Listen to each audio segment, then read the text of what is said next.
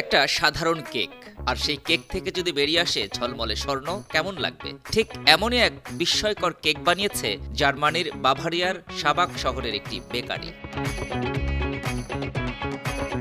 বেকারির মালিক গার্ড ডিস্টলার সম্প্রতি এক অনুষ্ঠানে কেকটি প্রথমবারের মতো জনসম্মুখে উপস্থাপন করেন। তিনি যখন কেকটি স্লাইস করেন তখন ভেতরের স্বর্ণের ঝলক দেখে উপস্থিত সবাই অবাক হয়ে যান। স্থানীয়রা কেকটির টেক্সচার, গন্ধ আর স্বাদে এতটাই মুগ্ধ হন যে মুহূর্তে এটি হয়ে ওঠে আলোচনার কেন্দ্রবিন্দু।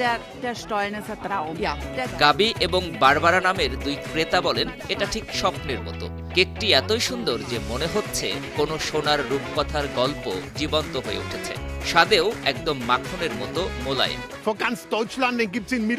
আরেকজন দর্শনার্থী স্টেফান বাচ বলেন, এটা জার্মানির সেরা স্টোলেন কেক। আর মজার ব্যাপার হলো এর মধ্যে সত্যিই স্বর্ণের টুকরো রয়েছে।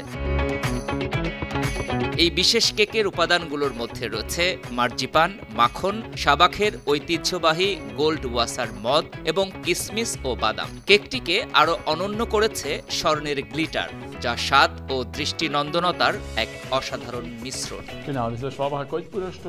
গার্ড ডিস্টলার জানান, এই স্বর্ণের গ্লিটার কিসমিস ও বাদামের সঙ্গে মিশে এক অনন্য অভিজ্ঞতা তৈরি করে। এটি শুধু খাওয়ার জন্য নয়, দেখার জন্যও এক ধরনের শিল্প। সাবাক শহর মূলত স্বর্ণের কারুশিল্পের জন্য বিখ্যাত। এই ঐতিহ্যকেই সম্মান জানিয়ে কেকটি তৈরি করা হয়েছে।